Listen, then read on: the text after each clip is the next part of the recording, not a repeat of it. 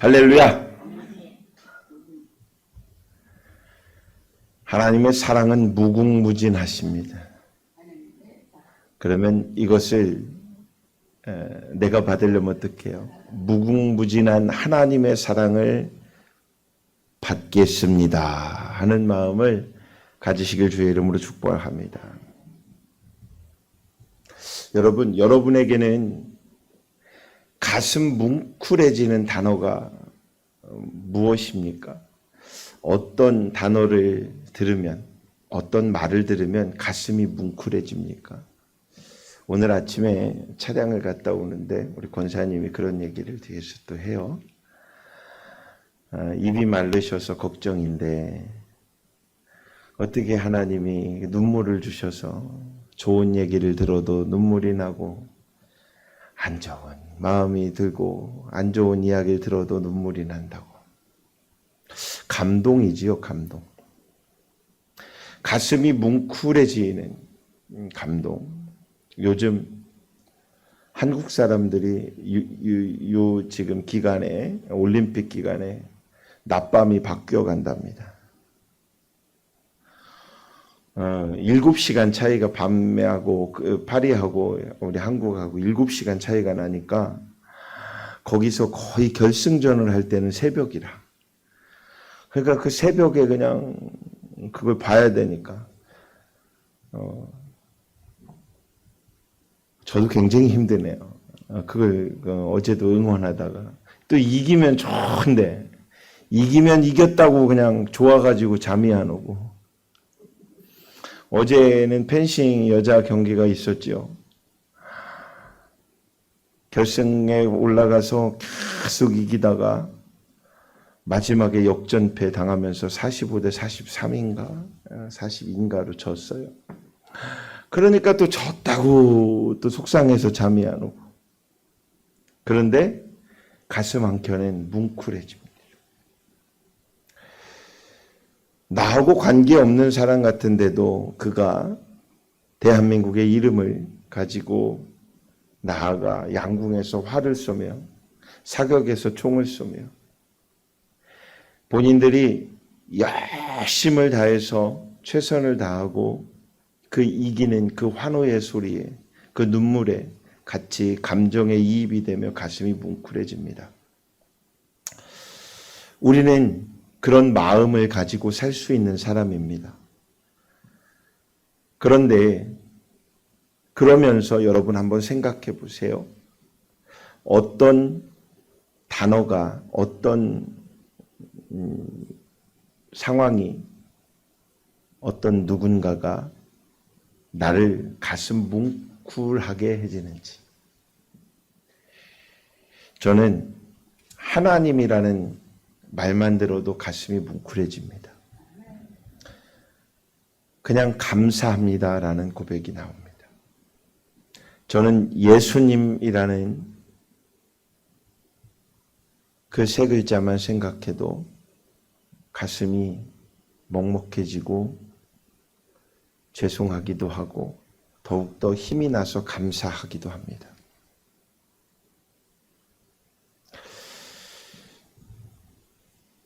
그분의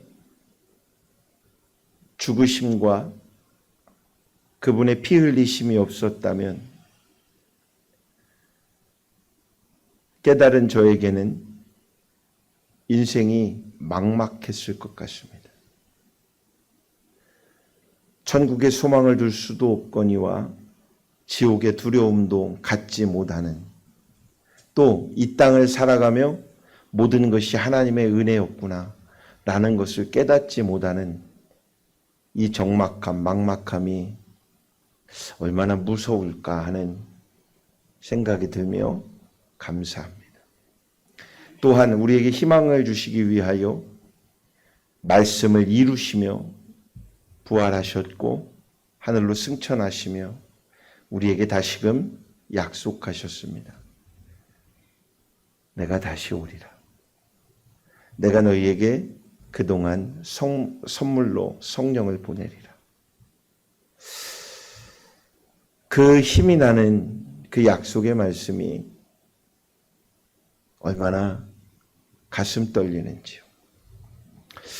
그 모든 것들을 주장해 주시고 그 모든 것들을 이루기 위하여 당신의 독생자 예수를 보내셨던 하나님, 그 하나님은 정말 감사라는 말, 그 이상이 뭐가 있을까요? 그런 하나님이라는 말만 들어도, 그 이름만 들어도 가슴이 뭉클해지고 감격이 일어나는 우리에게 세상 사람들이 말하는 것처럼 하나님이 계시지 않다고 한다면 어떨까요? 하나님이 살아계시는데 혹여나 하나님이 우리를 버리신다면 어떡할까요? 이꼬르 그것은 바로 죽음일 것입니다. 그런데 우리는 그 죽음을 주장하고 계시고 그 삶을 주장하고 계시는 하나님을 망각하며 삽니다. 잊고 삽니다.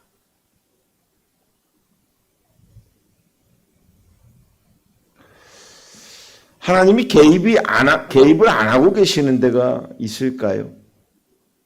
내 삶의 모든 것들, 성경에 보면 머리카락까지 세신 바 된다 말씀하시는 그 하나님. 하나님이 심심해서 한 사람 한 사람 머리카락까지 세고 계실까요? 그만큼 사랑하신다라는 거죠. 내가 너를 다 아노라 라고 하는 이 말씀을 하고 계시는 거죠. 내 삶을 모든 삶을 알고 계신 하나님, 나의 가정에도, 나의 교회에도, 나의 사회에도, 나의 나라에도, 나의 민족에게도 하나님의 은혜를 베풀지 않는다면 그것은 바로 나의 끝을 의미합니다. 아유, 대한민국 무너지면 어때? 나만 살면 되지. 가능한 얘기일까요? 아이고, 대전광역시에 뭐 폭삭 그냥 물난리가 나도 어때요? 나만 살면 되지. 괜찮은 말일까요?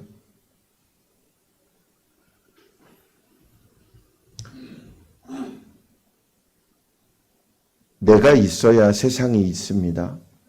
그런데 세상에 있어야 곧 또 내가 있습니다. 하나님은 그 섭리를 우리에게 만들어 주셨습니다. 세상을 만들고 세상을 영유하고 영장하게 할 수 있는 사람을 하나님은 만드셨습니다. 그리고 하나님은 그 사람을 세상을 다스리며 살게 하셨습니다. 그게 바로 아담과 하와만을 이야기하는 게 아니라 그들을 통하여 우리를 통하여 다음 세대를 세워가게 하셨다라는 것입니다.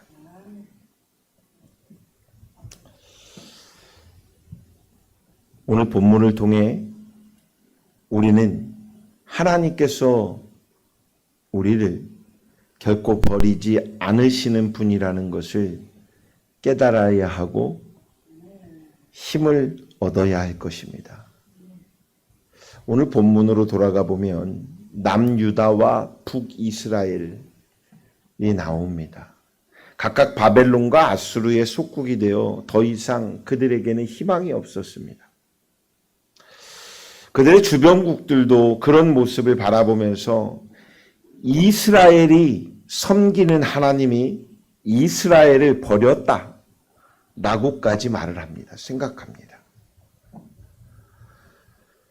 그러나 하나님께서는 이렇게 절망스러운 상태에 있는 그들을 버리지 않으셨기에 여전히 지켜보시다 때가 되면 회복시키시겠다고 예레미야 선지자들을 통해 말씀하십니다.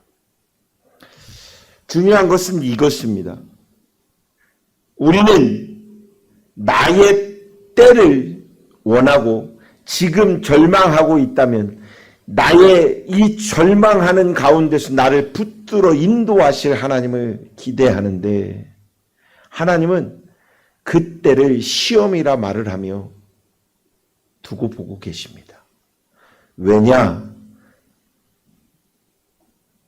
하나님의 때가 되면 회복시키시겠다라는, 일어서게 하겠다라는 하나님의 생각과 의도가 있다라는 것을 우리는 잊지 말아야 합니다. 지금 나에게 왜 이런 시련이 있냐고요? 기도하면 됩니다. 우리가 할 것은 기도입니다. 우리가 할 것은 노력인 것입니다. 노력하며 기도하여야 합니다. 마찬가지로 기도하며 노력하여야 됩니다. 왜 하나님은 이스라엘을 버리지 않았을까요? 이 택한 백성을 왜 버리지 않았을까요? 그것은 가족이기 때문에 그렇습니다. 가족이기 때문에.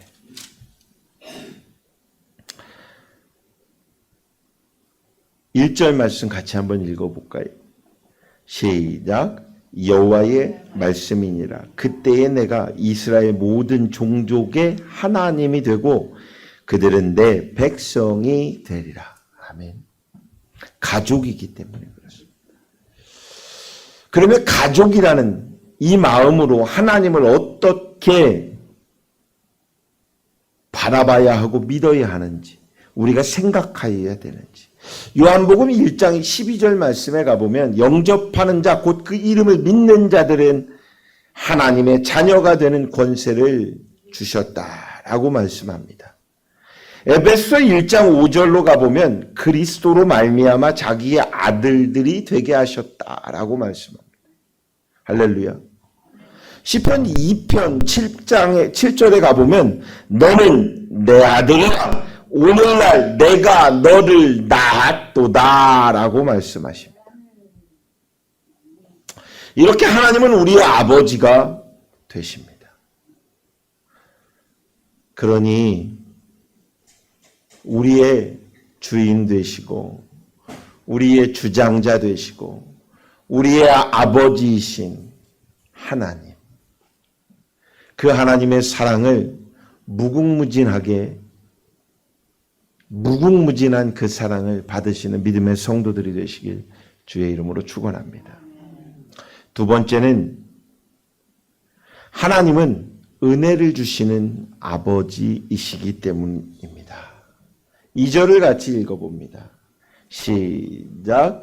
여호와께서 이같이 말씀, 칼에서 벗어난 백성이 광야에서 은혜를 입었나니 곧 내가 이스라엘로 안식을 얻게 하러 갈 때라. 아멘. 바로의 칼을 피하게 해주신 은혜. 광야의 길이 40년입니다. 이 40년 동안 때를 따라 불기둥으로, 때를 따라 구름기둥으로 인도하신 그 하나님의 은혜를 기억한다면 결코 버리시지 않는 하나님을 신뢰할 수 있을 것입니다. 그런데 성경에 보면 때로는 불기둥으로, 때로는 구름기둥으로 인도하고 계시는 하나님을 그들은 보며 하나님을 더욱더 신뢰해 가는데 막상 배가 고파지니 어때요? 하나님을 원망하고 하나님의 명령에 따르고 있는 지도자 모세를 향하여 원망하게 됩니다. 그것이 우리입니다.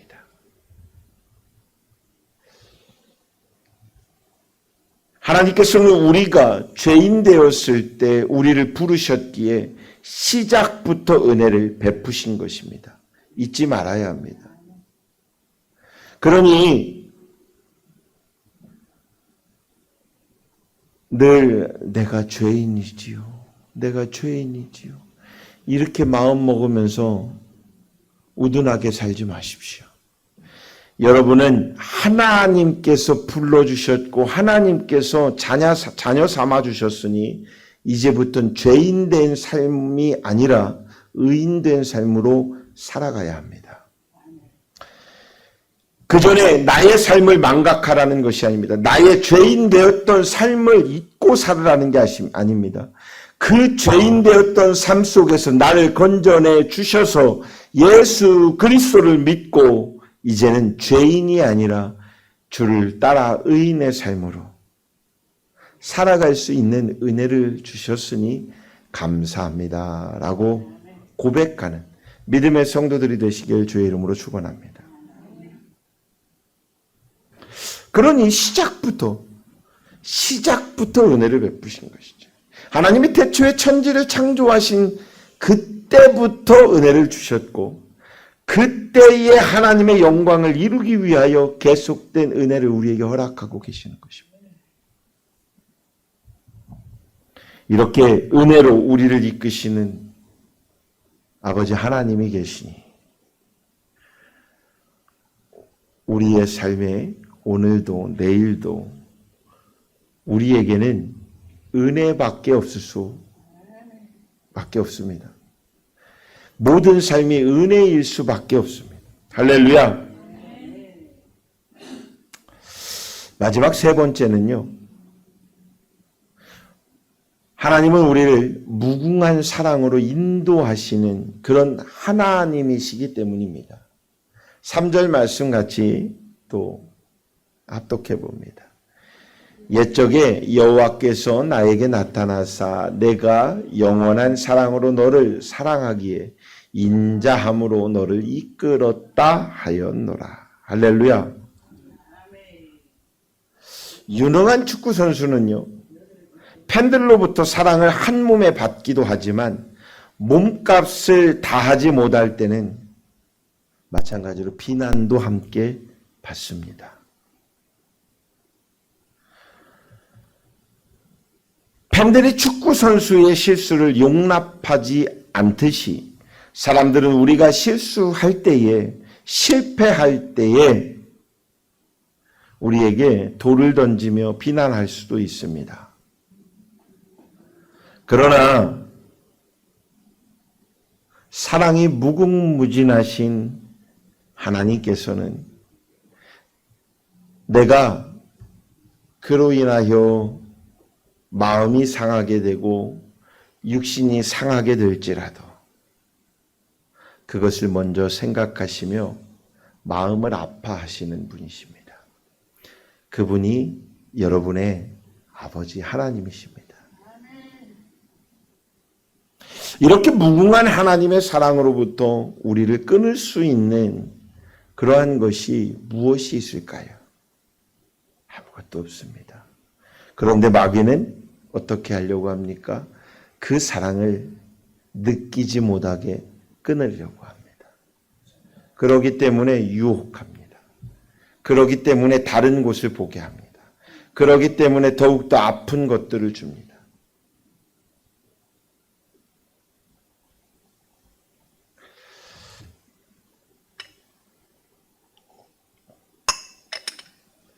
제가 쭉 보면은요,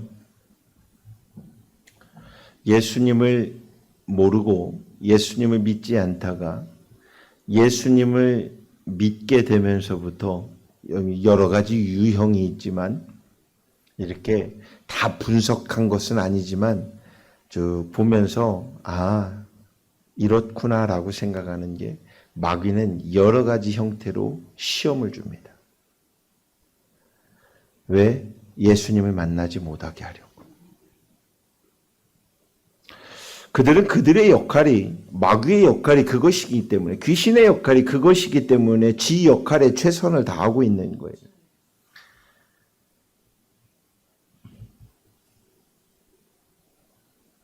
그래서 육신의 질병도 더 아프게 만듭니다. 더 아프게 만들어서 끊으려고 합니다. 심지어는 어떤 생각까지 들게 하냐면 그런 분 봤어요. 아니, 교회를 다니고 예수님을 믿으면 내가 아프던 몸도 나서야지 왜 더 아픕니까? 그러면 교회를 안 가야 되는 거지요. 이게 누구의 말과 같아요? 무당들이 하는 말과 같습니다. 이런 말을 하는 무당은 잡귀가 들어간 무당일 거예요. 근데 조금 연빨이 센 무당은요, 뭐라고 얘기하냐면요, 가서 예수를 똑바로 믿으라고 얘기합니다. 그 영안이 대단한 거예요. 왜냐하면 그는 예수를 받기 때문에. 그가 성령을 받기 때문에. 그런데 귀신이 떠나가지 않으니까 지도 교회 가고 싶은데 못 가는 거잖아요. 어떻게 됐든 몸을 더 아프게 만듭니다. 그때에 하나님 앞에 감사함으로 나아가야 합니다. 이건 누구도 해줄 수 없는 여러분들이 하는 일입니다.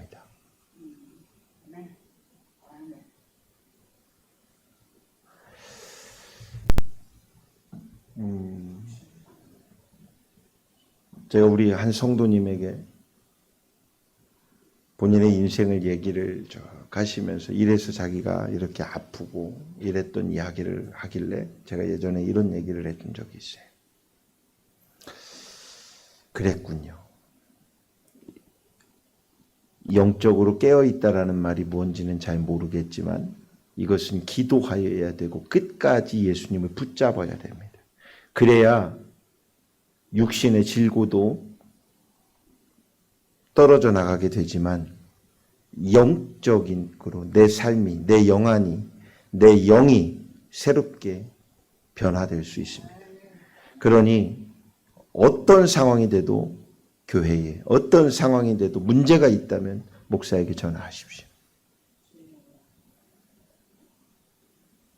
근데 몸이 더 많이 아파지고 막 이런 상황, 왜? 마귀가 그렇게 더 몰겠지요. 그런 상황이 되면 어떻게 돼요? 세상에 병원에 의지할 수밖에 없습니다. 의지하는 거 잘못된 거 아닙니다. 병원에 의지도 해야 합니다. 의술에 의존해야 됩니다. 그러나 의술에 의존하고 병원에 그 치료의 과정에 의지할지라도 우리에겐 뭘 먼저 해야 돼요? 기도하며 가야 됩니다. 그렇게 치료되어야 합니다. 그래야 육신도 치료가 되며 영이 서게 됩니다.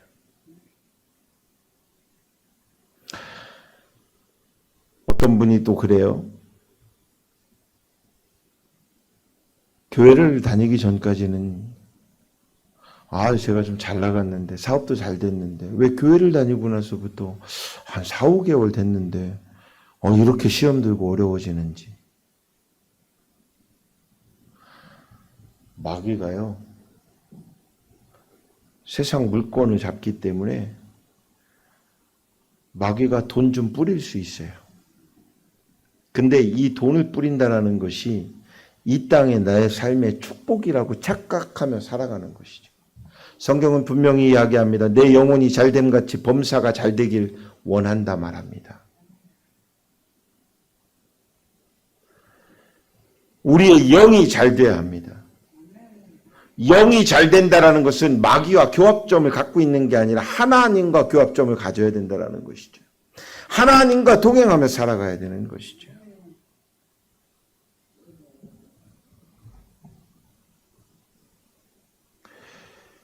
하나님의 사랑과 나의 이 마음이 끊을 수 있는 것은 아무것도 없다라고 제 얘기가 아니에요. 로마서 8장에 기록되어 있는 얘기예요.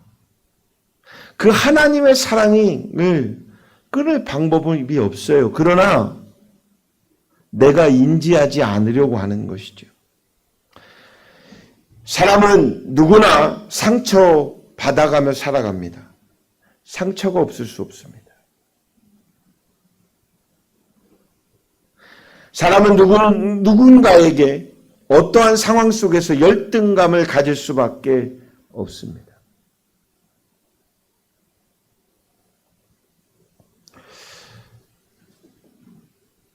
어제 펜싱 경기를 보면서 안타까움이 있었어요. 어떤 안타까움이었냐면 4강에서 종주국 파리를 프랑스를 만나서 경기를 하는데 우리 여자 선수단들이 얼마나 파워 있게 공격을 하는지요. 감동이 됐어요. 니들 그렇게 세? 그건 뭐 저도 본전 아니요 하는 마음으로. 그러니까 그냥 9점 차로 승리를 해버렸습니다. 45점까지 내는 거에 9점이면 굉장히 큰 겁니다. 그런데 마지막 경기에서 안타깝더라고요. 어떤 안타까움이 있냐면 두려움이 있는 거예요. 두려움이. 금메달을 따야 되는데 1등을 하여야 되는데 혹시 나의 실수로 못하면 어떨까 할까라는 게 보여요. 그러니 공격을 힘있게 가야 되는데 공격하지 못하고 수비 형태로 가니 공격하던 사람이 수비하니 어떻게 돼요? 질 수밖에 없죠. 수비가 잘못됐다라는 게 아니라 마음이. 우리가 살아가며 이런 마음을 가져야 합니다. 잊지 마십시오. 성경에 나오는 이 말씀이 나의 인생의 주장이 되길 주의 이름으로 축원합니다. 할 수 있거든이 무슨 말이냐? 믿는 자에게는 능치 못함이 없느니라. 할렐루야. 예수님이 우리에게 늘 네가 나를 믿느냐? 믿으면 할 수 있느니라. 그런데 못 믿으니 못하는 거잖아요. 그 믿음을 깨려고 하는 마귀에게 현혹되니 못하는 거잖아요. 그러니 상처받는 인생 속에서 벗어나지도 못하고 열등감 속에서도 벗어나지 못합니다. 심리학자이기도 하고 정신분석학자이기도 했던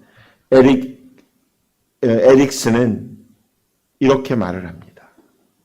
인간의 이러한 상처와 열등감으로부터 벗어나는 길은 오직 하나밖에 없다.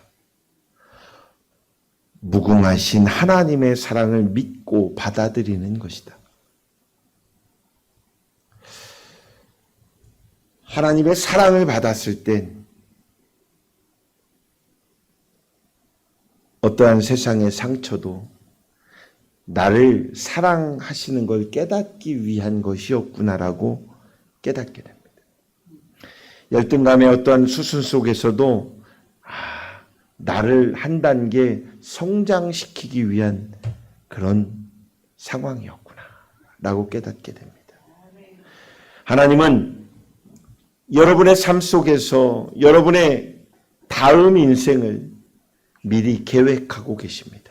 그리고 그 계획을 향하여 인도하고 계시는데 내가 벗어나고 있는 것입니다.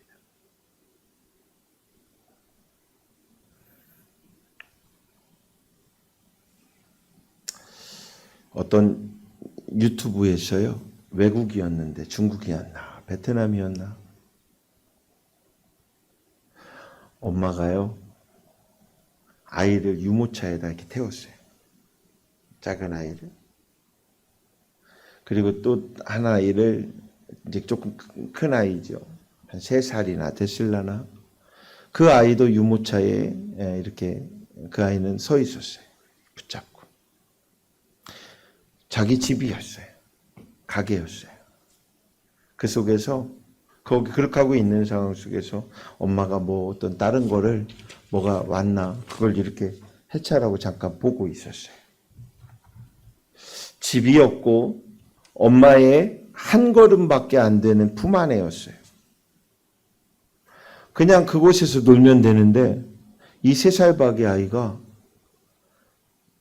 엄마 곁을 떠납니다. 그리고 걸어가요. 그 마당을 건너가면 마당을 지나가면 큰 도로가 있는데 그 도로까지 걸어서 차가 다니는데 그냥 나갔어요.